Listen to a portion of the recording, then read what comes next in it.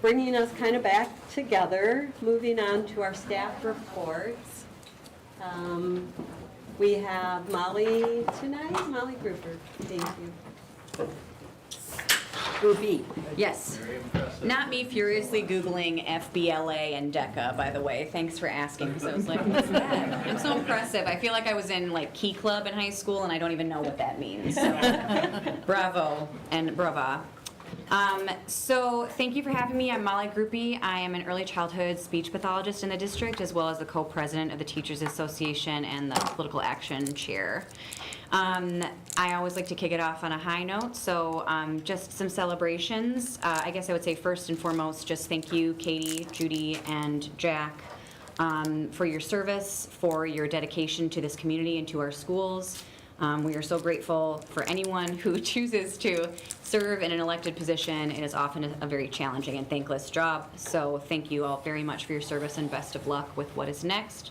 Congratulations also to Chris, Carly, and Heather, and I know that you are here tonight. Thank you for being here. We're really excited and looking forward to working with and collaborating with you in the term ahead, so thank you for running, and we can't wait to work with you more. We discussed at the last board meeting just gratitude for the arrangement for and the opportunity for virtual parent-teacher conferences, and I just want to report again, it was very much appreciated, I think very successful. Google Meet always has its challenges, despite how long we've been, doing things virtually for the past couple of years, but overall, just so much gratitude for the opportunity. I also want to say particular thanks to Tim Schell, but also just to our administration for the opportunity for a huge contingent of us to go to the MSAN conference last week at the Concourse Hotel downtown. This is, I think, not highly enough publicized in our district, what this organization is and the opportunities that it offers for students. The Multicultural Student Achievement Network. I think it's mostly a high school in area level opportunity, but it was an extremely, I thought, exciting conference to be a part of. The student panel was majorly impressive and enlightening, and I was so grateful to see so many representatives, school board, administration, teachers from all levels and disciplines, and it was, I think, and will continue to be very impactful for those who were there. So thank you so much for the opportunity. Then just in terms of, I want to, on behalf of the W2A, but also on a personal note, after the MSAN conference, hearing what students had to say about the anti-hate speech policy, the need for communication with our students on that note, but also to honor their, to seek out more actively and to really honor their investment in these things that we discussed, that you discuss as a board, and make sure that their voices are being heard and follow suit. So, they did say in the panel that, the 3 students that represented various populations of our district, high school students, they were all very adamant that the anti-hate speech policy be a separate policy. So I know you're voting on it tonight, you're going to discuss it, but I think knowing that the students, as well as educators and other community members might be invested in this, further tweaking, I know that there's opportunity for that even after the policy is voted on tonight. I just think that's a very important point to bring up. And it also, I think, not so much a concern, but an opportunity for the future. One of the things that we talked about in networking opportunities after the conference was the idea that we really should just have more students involved in different committees at different levels, just more present and able to share their voices and perspectives where decisions are being made in the district. I think engaging students and really working to do what suits them best sometimes gets left on the back burner because their voices aren't as prominent in our community and in these situations, in these contexts. So I would just leave you with that. And thank you for the work you do. We only have a couple more months left of this school year, so I think things are getting very hectic and busy, but we appreciate your support. Oh, I forgot to mention this. Gratitude for the communication, the swift communication about the insurance discussions and recommendations from that committee. I think everyone was really grateful for the opportunity to participate, but also just for the very clean and prompt engagement with our staff about what the committee recommendation was following those conversations. So, thank you very much, and thank you for the opportunity, as always, to speak tonight. Thank you, Molly, and thank you for your comments and your ideas. Thank you. That's appreciated. Next is board reports. If anybody at the board level has done anything this month that you would like to share. I did have an opportunity to attend the National MSAN conference that Molly just spoke of. So the highlight definitely was the student panel on the last day. Over half of the participating students were from the Waunakee Community School District, so I know they couldn't be here tonight, but if they're watching, thank you again for taking the time and having the courage to sit in front of well over 100 different adults, and most of whom were strangers, to share some of their experiences, good and bad, in navigating the space that they live in and talking about what can help their sense of belonging. So yes, several other good sessions. The last one that I had gone to that wasn't the student panel was mitigating bias in data, and I think that I was the only Waunakee person to attend that, so I think there are some like actionable takeaways from that when we're talking about data and how to look at it and see standard deviation in a visual way and not use the data to create a negative bias towards outcomes just based on color. It was much deeper than we've all heard at one point or another, looking at data, correlation versus causation. Be careful not to assign causation to something that may not have correlation. Anyway, it was much deeper than that, and definitely actionable things that we can do when looking at data, or how data we can request data to be presented to us, so that we don't form negative biases on that. And then the other two that I would say after that, that were also very good. There was creating affirming spaces to amplify student voice. We had the ability to break into small groups and talk about where some of that exists in our district today and further places to take it from there. And then mental health for marginalized students was another good one. So again, I was trying to highlight the ones that had like little nuggets of actionable steps that we could take out of them. And then I look forward to seeing, Tim does a great job of pulling together all the information that is presented, because there are 5 different tracks running at exactly the same time, and you always wish you could duplicate, but we did have great representation from the administration, teachers, and board to be there. So hopefully we can pull it all together for the ones we couldn't personally attend. So. Thank you for attending, Dawn. That's great. Anybody else attend anything that they'd like to share this month? Thank you.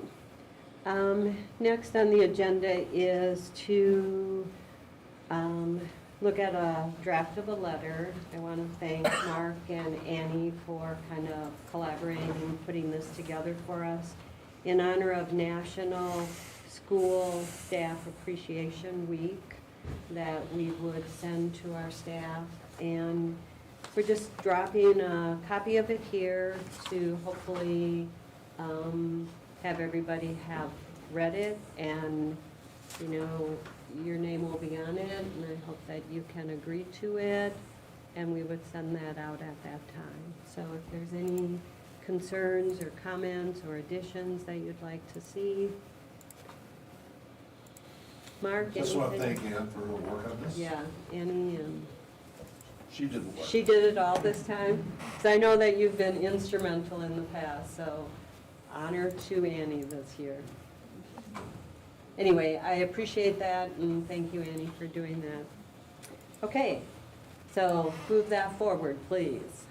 Next, we have our spring election results. We did have our Board of Canvassers do this a week ago today, and the results are that we have, and my thing isn't coming up, but I think I know the individuals. We have Christopher Sonny, who is here. I would like to welcome you to the board. Thank you so much, appreciate it. And Carly Eaton is here, and I don't think Heather Murray was able to make it tonight, but thank you for running, and congratulations, and we look forward to collaborating and onboarding a lot of information in the next month and getting you at the table. Thanks, So, appreciate the opportunity. Thank you so much. Thank you. yeah, thank you. Okay, moving on to our committee report, starting with curriculum committee. I don't think there's any action items, but do you, Mark, want to make any comments? No, we really don't. What we did do at the meeting, we had our first review for textbooks and our first review for summer curriculum projects, and we'll be coming back in May with Correct. voting items.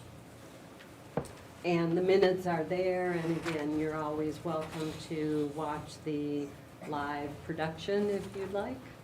Moving on to policy committee. We do have a number of items for action on this. We do. We had comments about the harassment policy, and I think we can look at that separately if we want to talk about that in any way whatsoever. I don't know if administration would like to present anything on this. I'll just start by, as far as the harassment policy is concerned, is provide the community with information around how far we've come in this space. And thank you to the board members for steering us in the direction as it relates to where we have arrived today. We started back in November of last year. We were asked to embed the anti-hate speech policy inside of our harassment policy, of which we've had several iterations of that. In addition to that, we've also sought legal counsel to make sure we were moving in the right direction. So we've had eyes on the document in that space, and we'd like to bring it forward for an action item tonight. I do want to thank everybody who played a role in getting this to where we are today. Our parents, our students, our staff, our district administration, many individuals have had eyes on this particular policy. I can share with you that I've had a myriad of conversations with other superintendents in our area who have traveled this path and walked in this direction, and they feel like they're in a good place with what they have. And so seeking guidance at my level to ensure we're moving in the right direction was also another opportunity for me to seek guidance from some of our Dane County superintendents who had already traveled this road. So I feel like we're in a really good place with it. If there are any additional questions we can answer tonight, we'd be more than happy to. A great big shout out to Tim and Tiffany who walked this journey for quite some time. I will also share with you, Mark, at one of the meetings you made the request. We do know and understand there is a lot of language in the policy itself, and so we took you up on your offer to lay out specifically, if I'm the person, what do I do? You will note that it is in your folders. You can take a look at it. It is in draft form tonight in the event that you would like for us to change, revise, or edit. And from there, we think we're in a really good place to move that forward. So I don't know if you wanted to add anything, or if anybody wants to add anything. I just feel like we're in a really good place with it, and we're hopeful that we'll get it across the finish line. Including in your folder is also information for our teachers, so they also know and understand what their next steps will be in the space. So we worked on that as well. So if there are any questions, I'd be happy to answer. I guess, one of the things, and we've talked about this, it's in regards to co-curricular. When you look at, sexual orientation, what do we define sexual orientation? And if that's transgender, then this policy goes against WIAA rules from the standpoint of competition. And I understand, there's different ways you can take a look at it, but that would be my concern, as we move this forward. And I understand you've talked to legal counsel on it, but it's still a concern.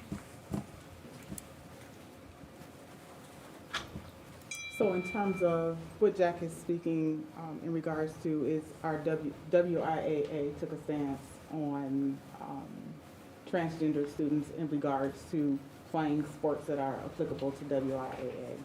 And so what we know in our district is we will follow the WIAA rules in that regard. And legal counsel is sharing with us, given where we are in our climate today, from Jack's perspective, yes, there is a potential conflict there. But given where we are, that's what we're being exposed to in terms of what's coming down from the federal government as it relates to what's happening here at the state level.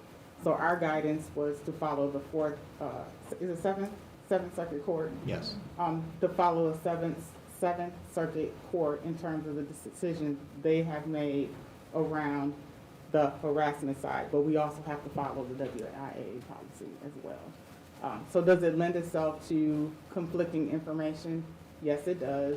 However, we will follow the WIAA when it comes to our sports, and we'll protect our kids in the space of harassment if any situations or concerns come our way. And just to kind of add on to that, I mean, I think the key thing is that the conundrum is set up by the WIAA and the Seventh Circuit, and that predates the policy. The policy does nothing to increase the level of that conundrum for us. That's something all districts in Wisconsin are facing because of what Dr. Brown just described. And I'll just add that our data shows that when it comes to bullying and harassment, that our LGBTQ population is one of the largest receivers of harassment from other students. And I think that protection is the key, I think, is the term that was used. And it's just like we have to protect every group from harassment. And I'm not against protection. I'm just bringing up a point. I'm not against it. But it just could potentially open, a can of worms. Because as you indicated, we're going to follow the WIA rules, for, the transgenders per the rules can practice, but they can't compete. And what this policy is saying is that we can't really keep them from anything, So, that's the conundrum, I think, as a board that we're facing.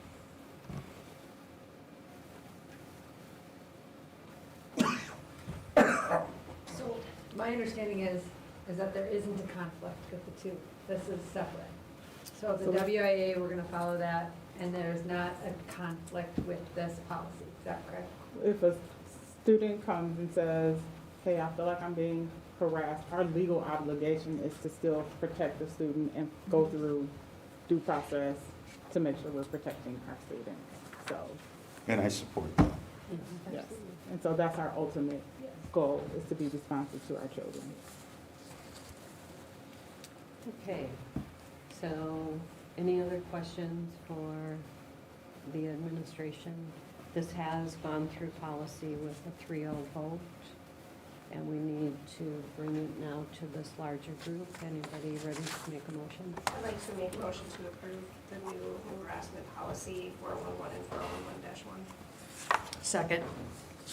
Any other questions? All in favor, say aye. Aye. Opposed, say no. Thank you. Thank you. Thank you for everybody who's worked on this. I know it's been a long, long time, and I appreciate it coming to the end. Thank you.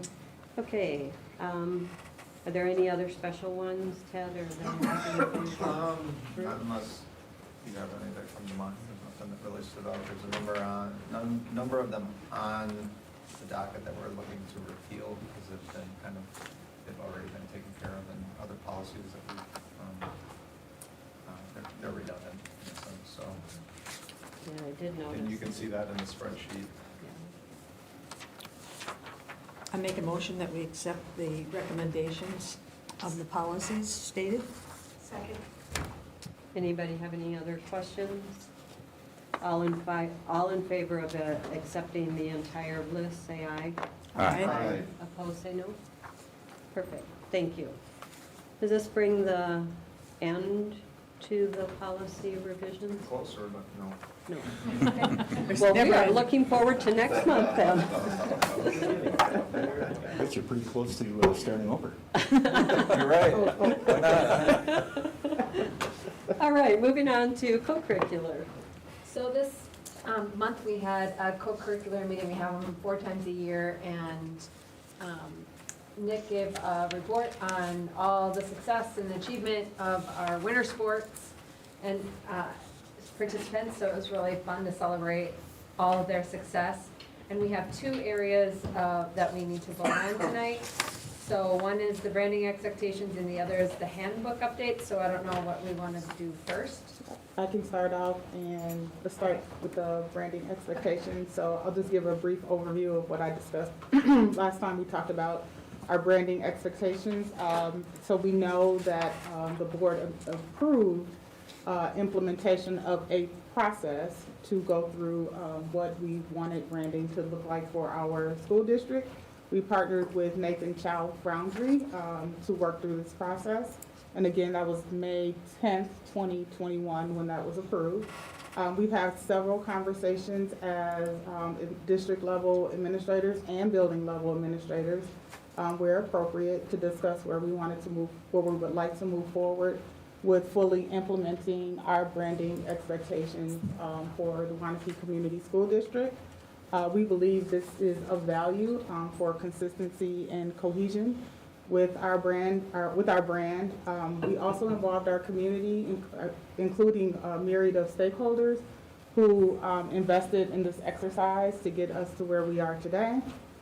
We know that school choice is a thing out here, and so we believe that it would allow for us to have a competitive advantage in terms of our brand. It enhances the district's ability to attract and retain staff and students, and then a polished and professional identity just strengthens our reputation as we continue to move forward. And finally, maximizing and capitalizing on the previous investments that took place 4 years ago to help us continue to move this work forward. I do have Annie and Nick with us today if you have any questions. We do have the branding guidelines posted to board book. If you would pay attention to the pages in the guidelines. Rebecca, if you want to we just want to go to the page where we specifically have the do's and the don'ts, so that our community knows and understands, one, that we have it. It's on page 20, starts on page 22, 23. Yeah. So our do's and our don'ts. So we just wanted to be real clear on our do's and our don'ts, and we have a myriad of good uses of our brand as we continue to move forward. I know there was a question from board members around our co-curricular teams being in a good place as it relates to what they have in terms of uniforms.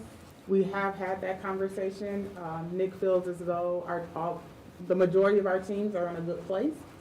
We may have a few exceptions, and our teams will know and understand as we move forward if there is a need for us to purchase some items make those smaller teams maybe, they were open to that, and they would be able to reach out to Nick, and then we'll communicate with Steve in terms of what that would look like moving forward. But here we are 4 years later, and we think we're in a really good place with this, and we are considering this as an action item tonight, and would like to move forward with approval, pending any questions you might have. I guess just a clarification. I guess one of the things that we want to do is make sure that all of the branding outward facing, meaning you're sitting on the sidelines or you're representing the school in a school sanctioned event, that would be branded.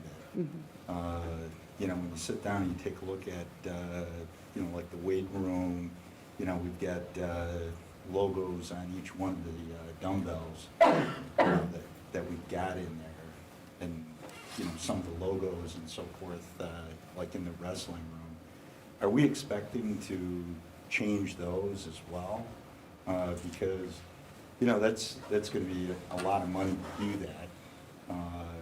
And I think the other thing too is, you know, from a coaching standpoint, you know, some of these guys have, you know, the overcoats, you know, for cold weather. And, you know, I don't know if we're planning on buying those, you know, for these coaches, but we've got them.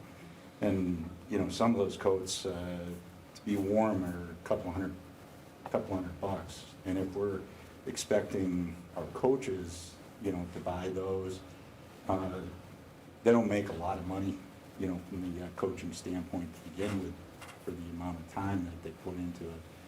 So I guess, you know, like to get some direction, you know, from the board on that and get some thoughts. It was the same comment, I think, when we had a meeting on it. Ironically, I was wearing an older item that had, you know, an older logo on there. And I see in here, like in your official capacity, as teaching your official capacity, you are not able to wear old clothes that have an old logo on them? 100%.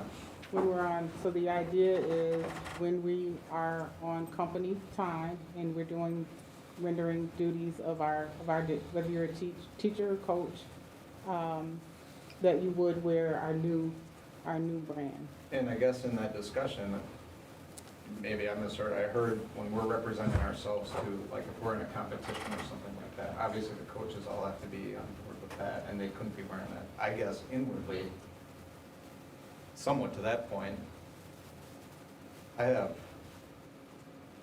personally, that's where, you know, the kids are at school, you bought all that stuff, I'm not gonna go out and retool and get all of my. Feedback from the kids who said that they would like to see cohesive branding and like to see some of the old icons and imagery done away with. I So bet that- not everyone. That's probably not everyone, but I bet if there's you have probably a more large that want to enough- have the old stuff. I think of the same thing with sports teams. I think of the Brewers. I love the old Brewers one. Remember the great, that came back and you're able to wear those things. I'm not saying that we're gonna go out and buy new stuff, you know, or that they should have the ability to at least continue to wear that, but still good. I guess I'm not quite getting that. I think in terms of priorities, it makes sense that if we have spaces that are due for construction, that we're looking to potentially, as part of those plans, demo them, that they may be a lower priority because they're going to be redone spaces regardless. But yeah, no, we did hear in student panels that it's important to our students and their sense of belonging that we evolve to the new branding. I get that with facilities, what we're overly showing that way. Apparel that you have how many kids go through, you get all the stuff, which I did, and now, like, does that mean I can't come to a board meeting with that on? But That's are we, sort of what New we're logos saying. started being used 4 years ago? It but doesn't- are we, what I'm are we saying is talking it's- about just a different shape of the W, or are we talking about a spear through Waunakee? It's anything that isn't what's shown there. So But it could be, I think what somebody is saying is that some of those logos are offensive to people. And so, and we're not gonna use those anymore. So how, is there a difference there? The ones that have a spear or some of the other ones that felt like they were denigrating so now somebody you're else? getting into offensiveness. Well, We not, were- the spear was a model that was difficult for people to. Well, let's take the spear off of it. There's plenty of other things. No, but There's that's plenty what of I'm other saying, if you take apparel. the spear off, you're willing to take the spear off, but if my jacket has a spear on it and I've had it for 5 years, why can't I wear that? Yeah, I'm And saying see, absolutely. but I don't think you should. I think if we're trying to clean up our branding, and we did this on purpose, one of the goals was to take some of the things that were offensive to people. I think we wanted a cohesive, what it's being stated, that's what we're doing as a district. We're putting a lot of money into doing all of it. But as a person that has purchased and has absolutely, You just wear the So- clothes because they're warm and you wear them. well, of course, I came, Yeah. like I said, it's like, oh, I didn't know I was breaking policy now because I had the wrong. But I think the other thing that Wow. goes along with this, though, is when you look at a coach, they're not making that much money. And we're saying that, that winter coat that you bought 5 years ago, and you don't wear those things out, you know, are we willing, as a board, to say, okay, to the coaches, you know, upgrade that to the new logo? You know, it just, those things are a couple $100. I know. I think there just needs to be some clarity about, so all, I'm seeing all of those, it's not just this sphere, there's the banner W. So, I mean, a lot of people have, so if you wear the banner W to school, that is not, as a teacher or a coach, that's not acceptable. Is that my understanding? So it's Company time. all of our logos are not, because Dawn's saying something different, like you're talking about the sphere, I think, in particular, but I think what Dr. Brown is saying is that this is about all of our logos, and we had 15 of them. And I think, yeah, and so I think there's going to be questions about that, you know, like, and we kind of talked about that too, and I think rightfully so, you know? Yeah. Good So- question. Mark? I can support the policy and the guideline, but I do think there are different levels to consider. So one, I can remember working with Earl Gotsky, and he wore a 40-year-old Toma jacket to the day he retired. He never bought a new coat. And so, is that something we maybe consider? I think there's a big difference, particularly with our lower revenue sports, where the coaching staff does in fact buy their own clothes versus getting them from the booster groups, versus coaches who are provided gear through their booster organizations. To ask a cross-country coach to get $400 worth of new equipment, and another coach may not have to because the new equipment is provided for them, they're on equal playing grounds. And I don't know how we address that. I Well, think we that included the coaches as part of the conversation in terms of a phase and approach to help us understand what they have and what they need and be supportive to our coaches as well. I think it's important too to be consistent, because just consistent across. If we're gonna help, you know, the cross-country coaches or team or whoever buy stuff, I think we should help. Because it's the booster, it's the It's the kids and the boosters. families that are paying for it then, you Right, know? it all comes So- out of donations. Right, so I just think we just need to be consistent with that, and it would be great to see what that plan looks like, you know, how we're gonna phase that in, and I'm sure it's not all in the budget, there's soccer coats that have the old logo on it, Right. there's the, you know, so, and I support this too, it's well-intended, I get it, I just think it's just good to have a plan about how we're gonna consistently enforce it, and just to bring clarity for staff, so they're not afraid or worried about, because I don't think that's the point either, you know, I don't think so, but. And there's a big difference between being a college program where your sponsor is buying all your clothing. Then it's easy to say, everyone's got to do this thing. I mean, if you're working for Honda, they may enter a contract with Under Armour, and they're all wearing red Under Armour shirts. We got to wear it. Well, Under Armour's giving them the shirts. They're not buying them out of their own pockets in most cases. So I do think for the coaching staff, there might be some consideration. We have given them 4 years. And so, you know, I think that might be something to consider. I like the piece where, you know, the team sports, new equipment is bought with a new guideline. And I think it has been for the last, I mean, I think we I, have been doing I a think, good job. I think we have been doing that. Yeah. It's just there's some apparel, and it come, you know, I've got the old cross-country coat for winter, and I'm a volunteer. And that's, like I say, $250. Yeah. So, you know, and we have volunteer coaches. How do we support those volunteer coaches? I think you just have to, you know, come up with, you know, some type of equitable plan, like you say, Ted says, and, you know, as we're replacing, you know, the weight room or, you know, some of the other things in our practice facilities, you know, that's when you make the choice to make these changes. When we brought this policy on, we said, hey, we're gonna use stuff up.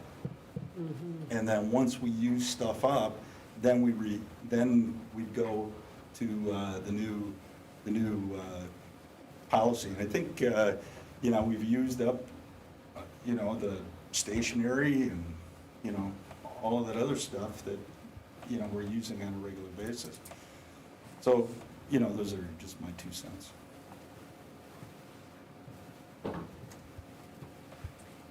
I kind of have to agree that I guess I would like to see that when a coach is coaching, they wear the logo. When they're out there in front with their team, they wear the logo. But, you know, clothing is just not inexpensive, and they gotta go to work, you know, 188 days a year, and I just think that they should be allowed to wear their clothing that they have purchased. Well, and some of this stuff is pretty durable, so It's durable and you know, it's like that, expensive. like the pullover that I'm talking about, I might use that twice per season. Yeah. You know, you don't wear that thing out. Maybe 3 times. Global warming, we may not need it. You know, and they have had time, but I've had 4 years. I think So that I've they had- shouldn't go on I've had indefinitely. 4 kids go through. I will not be purchasing clothing probably when the kids are done. I don't go to the events, and so that's what I have. I'm an employee because I'm on the school board. There's gotta be a lot of other parents, teachers, that are in the same situation. Right. Maybe some of it is superstitious. Some of that, I mean, I definitely know that's the case with some coaches. It's like, I'm wearing this because that's the way it is. And so to say, I'm gonna rule that out because I can't go along with that. There's just no way. I would not be a supporter of that anyway. So, I've worked places with dress codes, and dress codes change, and branding is a part of the dress code. And that this is, to me, no different. let's take a vote. Okay, so,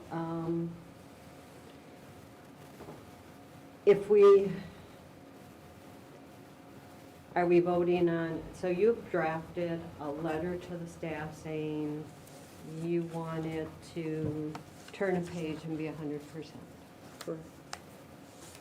Is this aspirational or policy?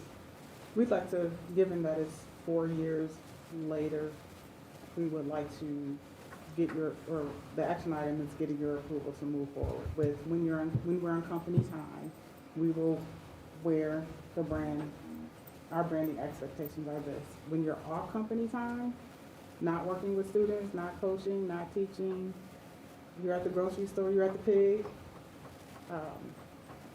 that's on you or us as individuals to continue to wear what we so choose.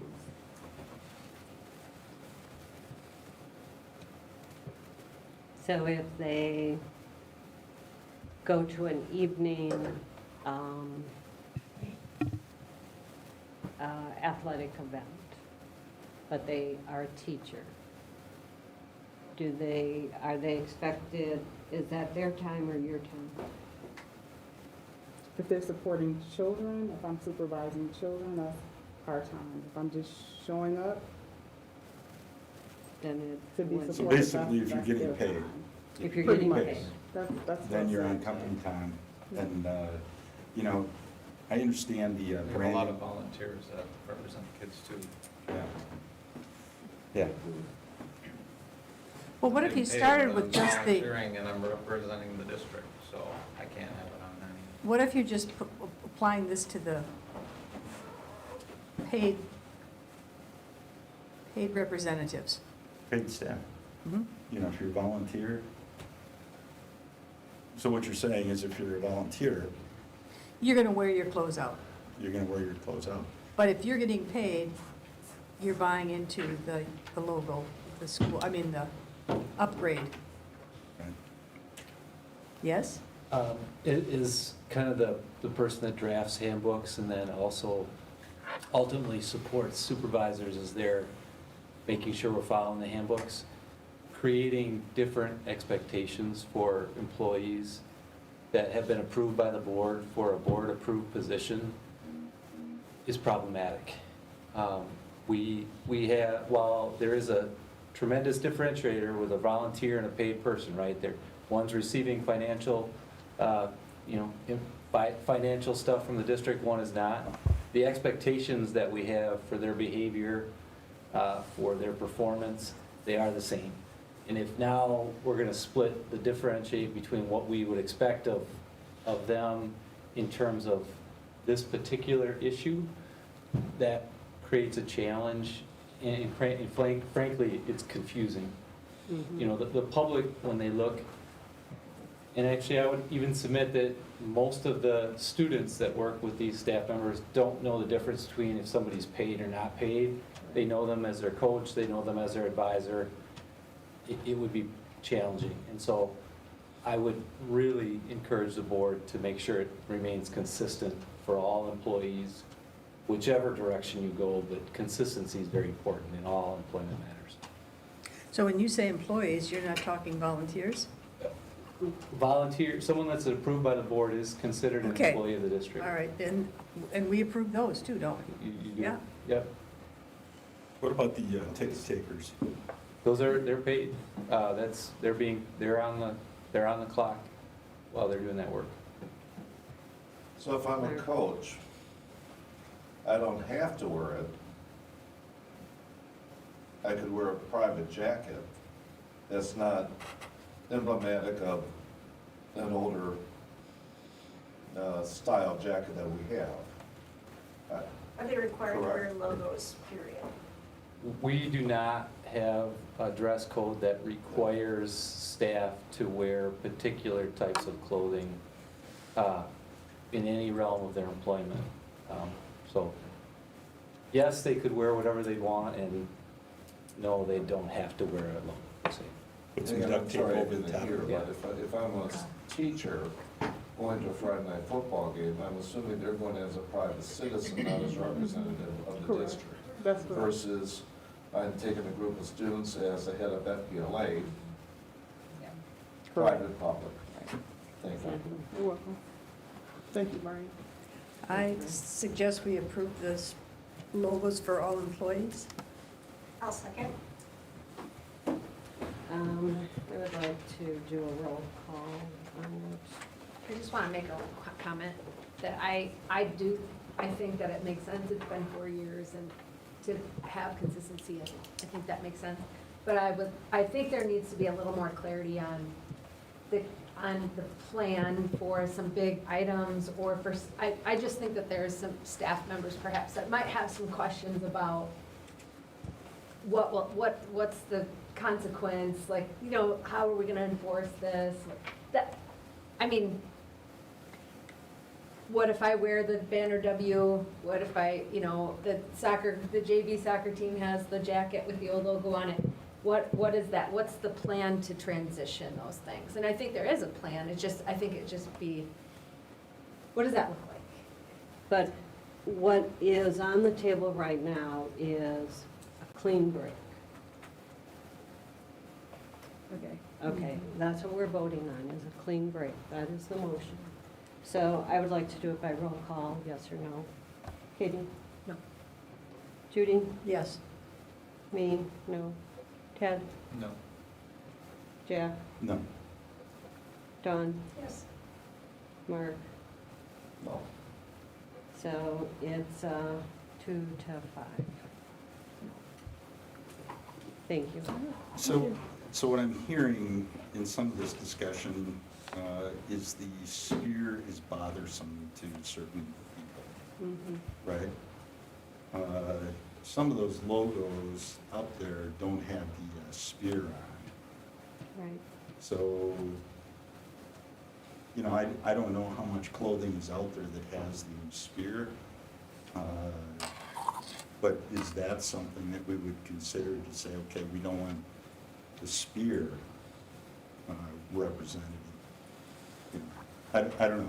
Just- Well, we've spent time and money, we had community groups supporting the designs we have. So my negative vote was not in opposition to the designs we have. And I don't want to revisit and say, well, can we modify to bring in somebody else's symbolism? But if we could have a little bit clearer pathway to Path get of from here to there. transition, because And take into I- consideration some of the concerns that were brought up tonight. Right, the financial burden that would put on staff. And I just think there needs to be consideration, as Katie said, of transition. And I am, 4 years, I'll wear my clothes 10 years. I mean, clothing is expensive, and if you have that attire with, I mean, I don't even see the logo. I just like the fit of the shirt, and I think we need more of a transition. And as Katie said, what happens if you do or you don't? It would be the same as any manager addressing that their employee We've had hasn't followed policy. It's no different. the progressive measures. We've talked about that as a team. In terms of any other instance where we need to have conversations with staff around, you have a verbal conversation, and then we could follow follow our progressive measure as it relates to speaking with our staff when we're not in compliance with what we're being asked to do. I'll still go back to Jack's point, it's when we're representing it to the competition or to the outside world, I totally agree with. If I'm in a classroom, this is a Waunakee history. Let's put it that way, it's history. I like wearing old Wisconsin stuff, prior to the motion W, even if I was,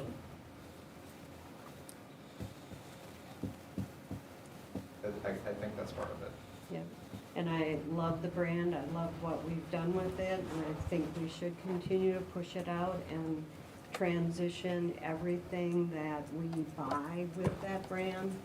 But I do think that individually, people who own things should be allowed to wear them. They also have the option of not wearing union stuff. I mean, it's not like they don't have other clothing. It would be different to me if they were required to wear logoed clothing I understand. all the time and then had to have the expense to continue to come to work in logoed clothing and different clothing. But they can wear a different coat. They can wear a different shirt. Yeah, I understand. Brian, did you come up to speak again? Well, I heard some number of comments about progressive discipline, so I didn't know if there was a question related to that, so I just came up because. Needed a little water. Yeah, like to keep the steps up, that's all. And really, nothing against the brand. I don't think anybody here at the table has anything against the brand. It's just, Are there any other employee groups aside from facilities who get clothing allowances, like annual clothing allowances? So like I would get a steel toe boot and safety glasses allowance. Facility gets it because of the specific work that they're doing outside. That's a good question. I don't do. No. Okay. We don't have any clothing allowance, do we? For the custodial maintenance, we do have a clothing allowance annually for either actual clothing or if they don't need clothing, safety-related items to their I think position. we just talked about the crossing guard and stuff, too. We were just- That we would, we provide, we don't actually, we provide them that gear, I guess would be a more accurate way to say it. There's no case where the Booster Club is buying unapproved clothing, new stuff. Nobody's doing that. I don't think the booster clubs are doing that, No, And they shouldn't be. you know. no, so, They're I mean, saying that's a you're big doing it? step, so anything that they're involved in, Right. they're going in that direction. But you can go down to the hometown news and they still have the Waunakee clothing there with the spear. So just to answer the apparel question, so a team's turn in the uniform rotation every 4 years are school apparel dollars. So anything that's purchased with that does get vetted through the athletic office and art-proofed and all that stuff. Where we do see the, I don't want to say miscommunication, misunderstanding, is when you do have turnover in boosters, despite it being codified in the Booster Club handbook for apparel and branding guidelines, there is still I don't want to say misinformation, but not aligning clothing that does occur through there. And it's stuff that never ultimately goes through this office first. It's somebody didn't read it, somebody, old vendor, or a vendor had an old file, and they thought, well, this is okay. Some grab it off Google. So there is some of that happens. Part of the branding or the policy language that was in there was for myself to approve anything, whether it's Booster Club or school-related funds, to go through kind of our office first. I don't think that was the case 4 years ago when the policy came into effect. It was kind of thought that everybody would just follow it. So I said, that's fine. I'd rather have it go through our office and make sure it's following those rules. We have stuff that's bought a ton of times, fan shirts. It's not just coaching gear. It's not just uniforms. It's spirit packs. It's just, I mean, thousands of items per year that are purchased by each group and each club. So I certainly don't have a problem, and I would welcome it. It's much easier to enforce it that way than going back and when somebody already has 100 shirts made or something printed, to try to go back and, all right, well, what are we going to do now? And try to collect all of it. It's just, it's not on school grounds always. It's not in our possession.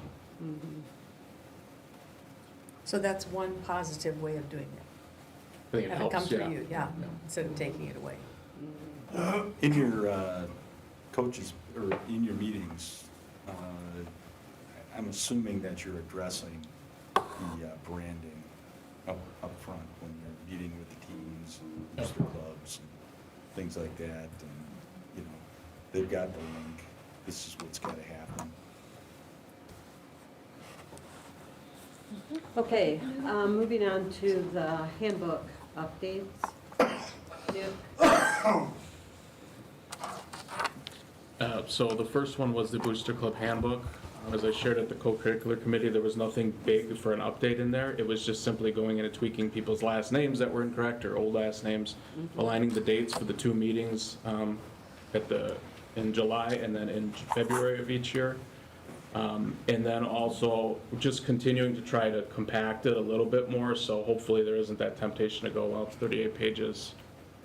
Maybe I will just glance through it and try to make it a little bit more user-friendly. So we're heading into year 3 of that handbook being in existence. So again, just trying to tweak ways for that to be more user-friendly, because like I just said, there's so much turnover in booster clubs that those are the kind of the point of the 2 meetings that we hold each year to go over some of these high-interest items or things that we're seeing that aren't necessarily always being followed to a T, or things that we're noticing that's kind of being lost that exists in the Booster Club handbook. So that's really it for the Booster Club handbook. For the coaches handbook, sent out a couple messages to coaches. Any coach had a chance to be a part of that process of reviewing the coaches handbook, and then looking at some other area school district coaches handbooks as well. Betsy Zadra of Boys Golf took me up on that offer, and we ended up reviewing the coaches handbook. What we ultimately found out was there was a ton of duplicate information in there. I mean, it was just like the same 4 or 5 things said a little bit differently. And it almost looked like it was copy and pasted or grabbed off of like just motivational sites. Like it just didn't really fit in a handbook per se. One of the things that we did add was on page 13, just clarifying that roster selection policy. So the face-to-face cuts, it existed in board policy before, but it was not in the coach's handbook.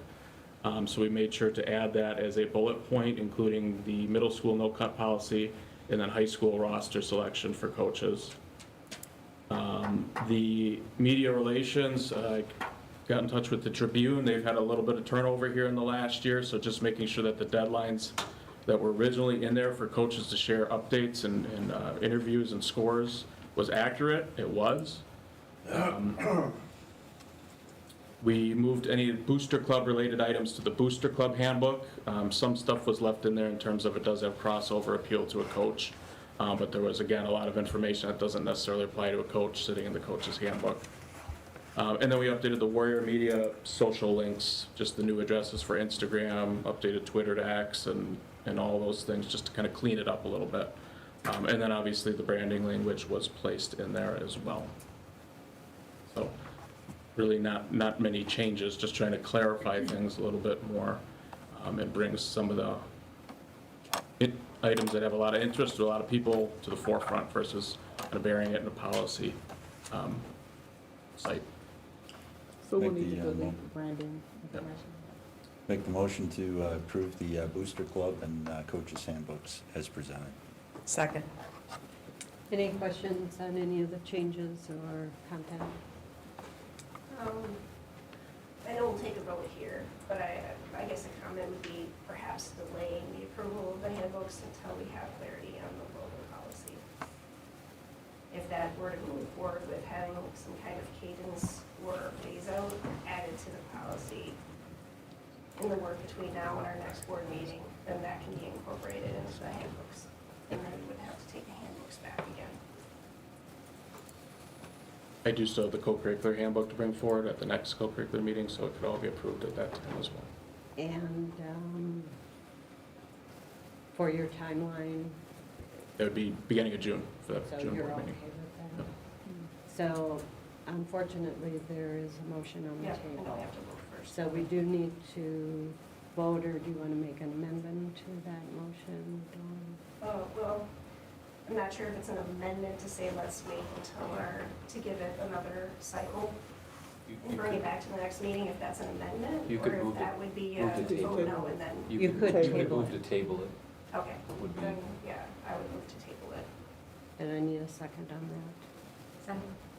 Second. So we're going to vote on the tabling first. All in favor of tabling the handbooks until next month, say aye. Aye. Opposed, say no.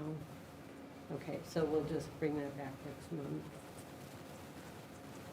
Thank you. Is there anything else? Nick, I want to thank you for the update that you put in. If anybody else hasn't taken time to look at the whole co-curricular meeting, wonderful tribute to our student athletes and the successes they've had both in the arena of their sport, but also academically. Really well done. I appreciate all your, the information that you shared. All right, so I think we are done with co-curricular. Moving on to facilities, I believe. And I think I'll just hand this over to Steve, if you don't mind. I don't mind, thank you, Joan. So there are 3 action items tonight for consideration for the board. The first one is approval of capital maintenance projects. Before we talk about the projects, I just want to share that at the committee meeting, we did talk through the overall finances for the capital maintenance projects. If you're interested in the committee agenda for the facility committee, there is the maintenance tracking spreadsheet that we've used with the facility committee on a monthly basis. That spreadsheet was updated to reflect the most recent version of funds availability. These are funds that have been tracked since the beginning of the referendum, so a good example of that would be interest earnings. So Ally and I did update interest earnings, it's just one example. But I wanted to share with you before we talk about the projects that the finances related to capital maintenance projects were all updated at the last facility committee meeting. With that being said, we then presented a wide range of capital maintenance projects to the committee. What you see in the board book this evening was the committee's recommendation. I do want to point out that the committee did revise the list that was presented in a couple of ways, so I will point that out. So the first thing is the committee pulled, so we did have a line item on the capital maintenance projects at the committee meeting towards capital maintenance projects around the branding effort. The committee did pull that and asked for a more detailed review at the next meeting. So just know that that is no longer on the list. The intent behind that was to get some additional time to take a look at that closer. A second item that has been pulled off the list, which is the one action item under the budget committee, is the investment in technology for the transportation fleet. That is not associated with this recommendation, and we'll talk under the budget committee recommendation what that looks like. And then the third item was Prairie Elementary School had a project approved last month. We did find out that there were some errors in the quoting process. And as a result of that, the committee asked for a more thorough review, so looking at a range of options for that school. So those modifications were made at the facility committee level. The facility committee then voted on a 3-0 basis to move the list that you see in front of you tonight forward for consideration. There's a lot there. If you look at, Rebecca, could you open that back up for a minute? Just go to the summary page. So what we're asking for approval on tonight is what we are calling priority 1 projects. So the column that references priority 1, that totals up to $1,291,000 is being presented tonight from the facility committee. There's detailed lists for each of the schools or departments that go along with that. This reflects 3 months worth of work that has taken place at the committee level. So we've been working on this for a few months now. And what you see in front of you is the revised recommended approval from the board's facility committee. We'd be happy to answer any questions that any board members have. If you have a question about any particular school, we can ask Rebecca to scroll through and take a look at it. But basically, this is the recommendation of the committee for your consideration tonight. Make the recommendation to approve priority 1 projects as presented. No, go ahead. Any questions? So just to clarify, Steve, is the safety items included in priority 1? That's part of that list, because we are doing the safety items. Any other questions or concerns? All in favor say aye. Aye. Opposed say no. Thank you. Okay, thank you. So the second action item is a booster club donation. So by school board policy, whenever there is a donation that involves a facility-related improvement, it does need to come before the board for approval. What you see in front of you for this agenda item is there's a request from softball boosters for a softball scoreboard donation and project. You can see on the attachment what it is that they're looking to do. Nick was at the meeting to review this with the facility committee. The facility committee did recommend approving what you see, thank you, Rebecca, on the screen on a 3-0 motion. I'd be happy to answer any questions that the board might have. Make a motion to approve as presented. Second? Any questions? All in favor say aye. Aye. And again, I want to thank the softball board for that donation, making it more consistent you know, the upgrade there. I didn't see the donation price on that anywhere, did I? I don't I recall. don't think they I gave don't think it they to had it in us. there. So they're just doing, They're just doing it. And the last item was the Heritage parking lot, which we've decided we are not recommending, but again, if you want to review that in the actual meeting, I don't know if you want to say any more about that, Steve.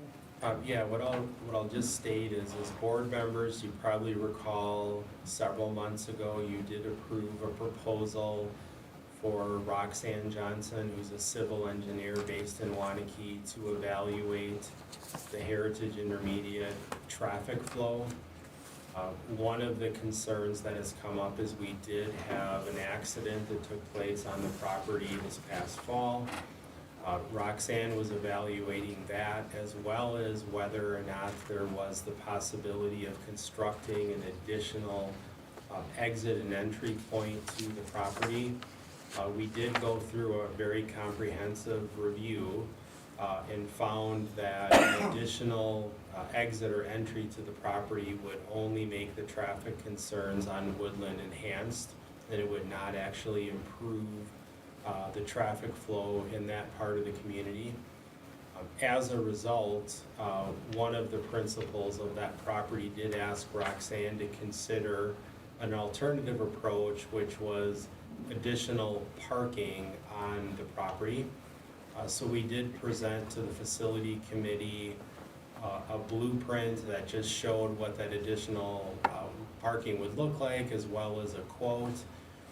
But I also want to note that in the northwest corner of the property was the location where there was the accident between the vehicle and a student on the bike. Can we pull that up? Sure, we could pull that up. Thank you, Rebecca. So in the upper left-hand corner, you do see where it says close off the left turn.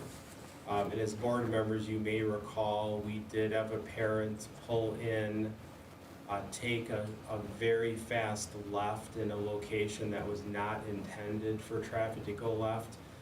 And we did have a student riding their bike along the bike path. We did have a collision that occurred there. The committee is recommending approving the curbing project that you would see in that northwest corner of the property. That curbing project would eliminate that one safety issue that occurred this past year. So while the parking project, which you can see in the other orange boxes, was not advanced for consideration this evening, the committee was supportive of the district moving ahead and curbing off that upper left section so that we could avoid another one of those, safety issues that occurred this year. I think one of the things that came up as the principals were looking at this, they indicated the 96 parking spots would be beneficial if there's big events and things like that, concerts.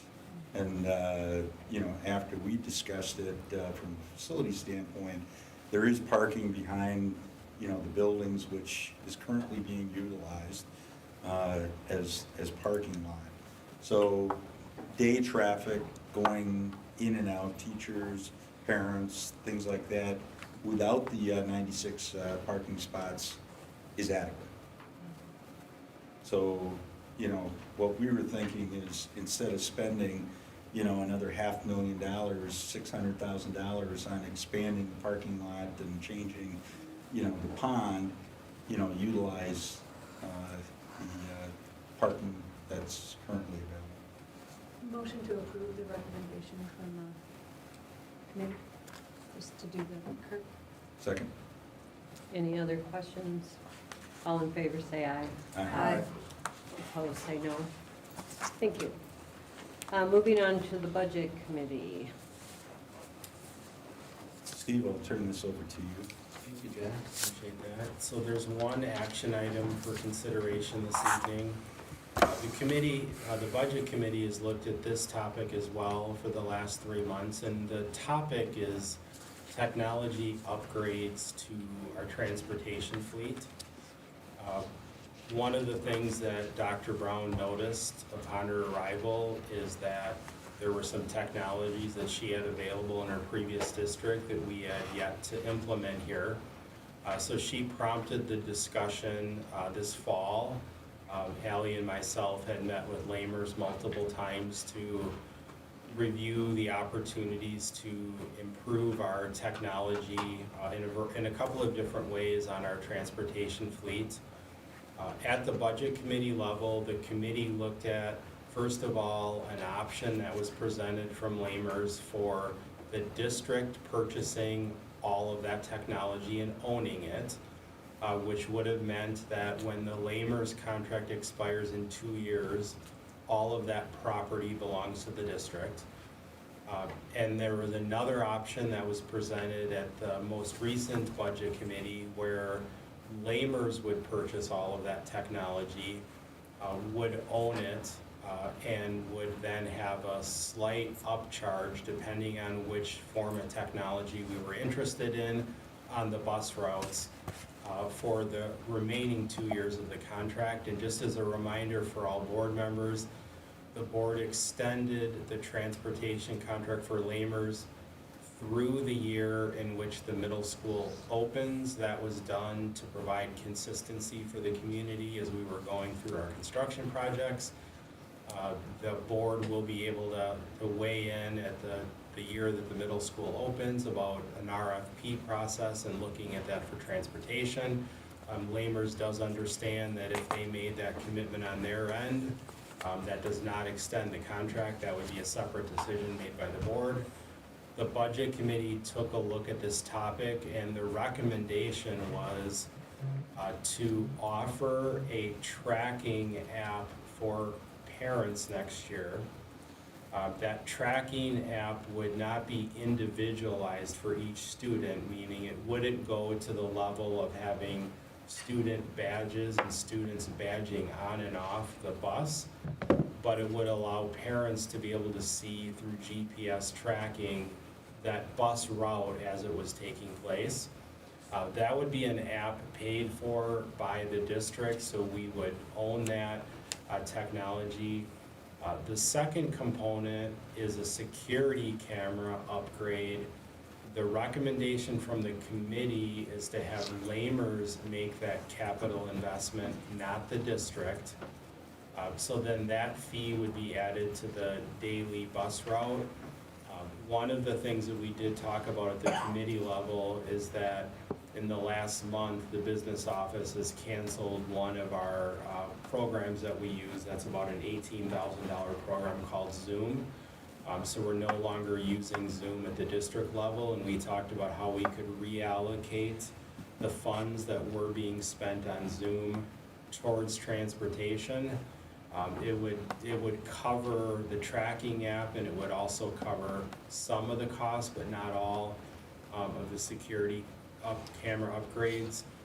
And Ally and I also would then like to engage in some conversations about the possibility of looking at some other efficiencies in the transportation space. We'll hold that for another meeting, but the bottom line is the recommendation from the committee. The district purchased the tracking app for our families and asking Lamers to invest in the upgraded security cameras with the additional fee per route for the remainder of the contract, which is the next 2 years.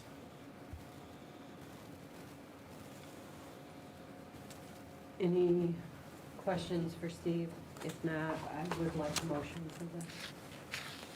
So moved. Second. Any other questions? All in favor say aye. Aye. Opposed say no. Thank you. Thank you, Steve.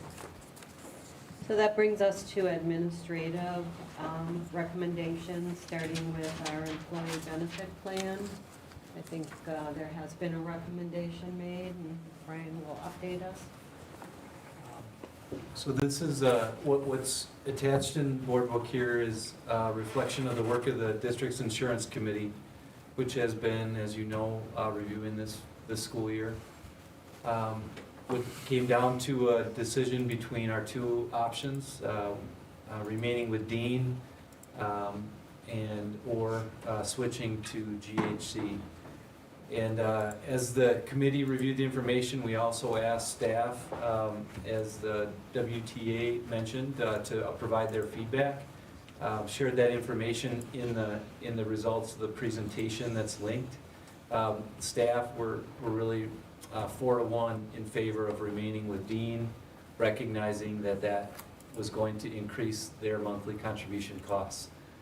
And so with that, receiving that feedback, and then also receiving feedback in particular from those that have familiarity with the high deductible HSA plan, we are recommending, the insurance committee is recommending that the district moves in 26, or excuse me, doesn't move, but stays with Dean in 25, 26, 27, 26, 27, and 27, 28 as our healthcare insurance provider. And then I did make mention that we all offer other types of insurance, but those rates are not changing, and so there is really no action necessary in those areas by the board. So I guess I could take any questions that members may have. What is the price differential to the district between GHC and Dean? To the district, it's an increase. The district is paying a 5% increase to either. The difference, the Dean renewal is it equal?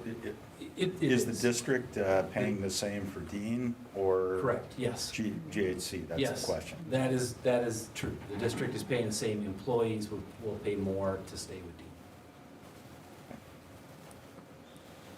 Okay, any questions on this recommendation?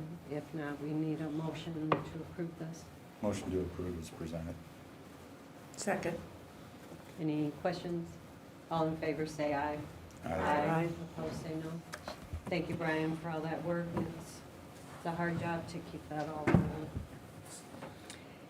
And moving on, we have an update on our 4K program. Yay! I know everyone's used to these late nights, but I'm like in bed by now, so. Sorry. Hi, everyone. Do I have a clicker? Yes. Thanks, Steve. And Miranda, because this is a PDF, you're going to need to use the mouse. Okay. Hi, so for those that don't know me, I'm Miranda Moe. I'm the 4K director for Waunakee Schools, and then I'm also the AP over at Arboretum. So thanks for, oh, that didn't work. It's this one right here. So I know I was just here last year, but, I'm going to fix this just a little bit. you can just, that's okay. I can just do it. You just do it for me. So just a reminder, we have Mackenzie Lutz, our social worker, and Noel, who's actually on maternity leave. So we've had the great pleasure of having Mr. Kurt Ely filling in for us for the remainder of the year. So that is our staff. There is our most recent picture of our amazing 13 teachers who, as you know, make 4K what it is. Now, they're located in all your different settings, right? Correct. Okay. Yep. So here's our settings. So next year we are going to have a little change, but we're sticking with our same centers. Mary Lake is going down to one site in the morning only because Kathy is going to be stepping back and letting some other people, those who know Kathy Lang, continue to run Mary Lake. So they are going to cut down just to one morning session. The village worked with me this year and went to 2 a.m.s just for our placement needs. We had more people this year that wanted that morning, so we're not sure what they'll do next year. And just a reminder, the village is now branded to the village instead of LEAP. And they've officially moved everything over to the village. Other than that, everyone else will be staying the same. So you can go on. Some big things with our curriculum is we continue to do Haggerty for our phonics. Second step, we are adopting a newer version of creative curriculum that we'll go through once July 1st hits for next year. It'll be the same thing, it just has a little more exploratory units and some updates. So the 4K staff did a pilot this past year and they all unanimously wanted to go forward with that. So we're excited to kind of have some new kits, and what our teachers do is they can check out these kits, and it's like, you know, we're doing an instrument one, so it has different materials and different ways to learn through play and exploration. So they're pretty excited to have some new things for next year. So for professional development, each year I survey teachers and directors and just kind of find out what they want, what they need, and then that's part of my job to create that PD or find people if I am not an expert or able to give them that PD. A big one this year was our Ames Web, so that's the required Act 20 testing for 4K. We only had to do it this spring, and then next year we'll do it fall and spring. So they actually just finished that up on Friday of last week. And again, our 4K team rocked it. Rick helped us get some computers to them because they don't have devices and they need a computer to do this testing. So he did great by getting us some Chromebooks out to the teachers, and while still trying to run a class, they were able to get all that testing done. And the reports go home Wednesday to families, so we'll see what they think about that. Go back, sorry. So PD really focused around behavior. That has been, as you guys know, across the district, just really showing more in our younger kids. So we focused around behavior this year. We had Adam Hausner, he came in and did some NVCI training. And what we really looked at is that de-escalation strategy, not doing holds or anything like that, but how do you just de-escalate a behavior when it comes, and gave them some training on that.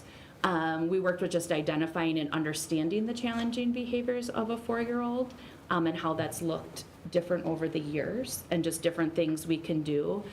And one thing I know they really appreciate is having that chance to talk to their other 4K teachers, and having that time to discuss things they're seeing, what are you doing, and just really using each other as that soundboard, because they don't get a lot of time together, being in all the different sites. Just implementing inclusive practices with another PD we brought in from the 4Cs group, and then how to apply those positive behavior techniques. 3 years ago, we started having them come to the all-district welcome back, and that's, again, been one of the top things in our end-of-the-year survey. They feel valued, they feel a part of the school district, even though they're not one of our employees, and they really appreciate getting a t-shirt. It was probably their biggest excitement that they got the t-shirt. And then actually starting today, they're in the middle of their ECHRs, which is, again, we hire out 4Cs to come in and do the evaluation process of each center. And that's all this week and all next week. And then they get a chance to meet with their evaluators and just talk about things they can change. With ECHRs, some things you can't change. Like if it's raining and you don't get outside, you can get docked for that. So we really talk about what can we change and what can't we control. So they're all in the midst of that right now, and that's something that keeps them anxious even though they've been through it. So they're excited to have that almost done. Thank you, Rebecca. So our numbers are continuing to stay right about the same. We are sitting at 213 right now, so with our open enrollment, the board passed the 31. We always have, late people coming in. Registration's been open since January, so we continue to have some pretty good numbers ready to do placement in the next couple of weeks. So just, again, another big philosophy of mine is how do we get families engaged, especially, right, this is their first experience with our school district, so how do we help them feel that engagement and that belonging, especially being at all the different centers. So we had family literacy night. One big thing that I really try to do is working with the high schoolers and trying to give them some of that leadership. So family art night was actually put on by Ariel Hurst, and she completed the whole thing and then brought it to the FFCA as part of her competition. So she organized the whole event. came up with all the activities, sent me the purchases that she needed for it, and then did all the volunteers, and then ran that night. So that was pretty neat to kind of sit back and just watch our high schoolers take a leadership role. I do work with like National Honor Society, our future educators. Anytime I need anything, we have an abundance of people that want to show up, and it's just great to see. We had Family Science Night. We did David Landau concert. That's a great time if you ever want to come. Family Math Night, and then you all should have your invite to the end of the year celebration, which if you came last year, it is 300 plus children and families running around the library yard, eating Kona ice, and It's fun. yeah, it's a really good time. And When is that? What's the date? May 3rd or May 29th, Thursday, May 29th. You RSVP'd, yes, Jack, so should be on your calendar. It's on my calendar, I'll be there. Yeah, great. And then we continue just to try to support parents by having in January before registration opens, having that big orientation meeting, which again, we get it about anywhere between 75 to 100 families that come in, walking them through the process, letting them ask any questions they have, especially if it's their first child going through the district. That's it. What questions do you guys have for me? I'm just checking my calendar. What, Ted? Thanks for saying it's fine. Yeah. Good job. I said I have to figure out who I need to know to get on the beginning of the. But again, thank you for supporting 4K. Like I said, it's the beginning of people's, and we want it to be as supportive and get that sense of belonging right away. So we appreciate everything you guys do for us. I want to thank you for the presentation, getting the high elevation view of, getting a sense of the training that is going on throughout the year, what have you. It speaks highly about what you're doing, and I'm sure it's a great benefit for not only the teachers, but the kids that are going into it, so thank you. Yeah, and I think it's also helping our retention. We've had very few turnovers in the last just couple of years, trying to, again, give them that sense of belonging and really make them feel valued and kind of give them what they need for professional development to keep them in the field so we don't have to keep training our teachers. As a grandparent of a 4K, he loves school. He is so excited when he brings home a report that says he did a good job that day. Mimi, are you proud of me? I mean, he is like, he loves it. So they're all doing something great, so thank you. They are. They're a pretty amazing group of teachers we've got, so. Thank you. All right. Thank you, guys. Keep up the good work. Thank you, Miranda. Good night, everybody. Good night. Any announcements? No announcements at this time? So we are at, Did you want to mention that thing now, or? That's, It's coming. Is that later? we is, I'm sorry. it's coming. Mhm. So we are down to consent agenda. We can take them all, or if anybody needs to pull something out. Motion to before- approve as presented. Okay. Second. Any questions, any clarifications? If not, all in favor of the entire consent agenda, say aye. Aye. Opposed, say no. Perfect, thank you. Which brings us down to board business. So Rebecca has put in the folders for the people who, so make sure that you go through your folder and take that paper out. And I think our board reorganization is going to be after have we decided on that for sure? Walker. that's still under future agendas and meetings. But we haven't, we do need to approve or motion that in. So should we talk about the legislative update? And then we'll get to meetings. Just board reorg, is that here, or is that in? We're gonna have it Okay, here. thank you. Yep. I crafted a letter to the Joint Finance Committee. I used a model from WASB, and I apologize if you didn't get a chance to read it till just this moment, but basically made a case for the help we need from the state legislature for connecting per pupil aid to inflation and increasing the special education aid. And I think this is something worthwhile to send. It will go to all the Joint Finance Committee members. There's a link that I was given for that. There have been listening sessions starting early April. There's 2 more yet, the last 2 weeks of April, before they get together and start making some decisions as to where they want to go with the budget. So at least it's a chance to share our story here in Waunakee. And I did have a chance to read the letter. Nice job. I appreciate that you took the time to do that. So are these going to just be sent electronically, or do you want to hard copy and sign and send? Say that again. Are they just going to be sent electronically? Yes. Okay. Okay. So, anybody have any concerns about sending this on behalf of the board? Great job, Mark. Yeah. Thank you. And Steve and I helped with some of the numbers to make sure I wasn't misrepresenting anything, so I appreciate your help. Great. Thank you. No? I don't think we need a motion. Send her out, let her fly. Yeah. Correspondence, anything else, Dr. Brown? Of course, So we are up to future agendas. Did I get yeah, I did get a copy of something.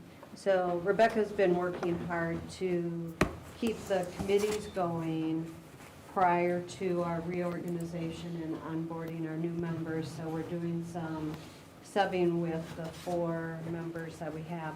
So we have budget on Monday, the 5th at 7:30.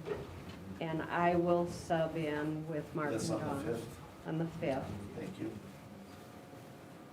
And then we have facility also, no, facility on the 6th at 7:30.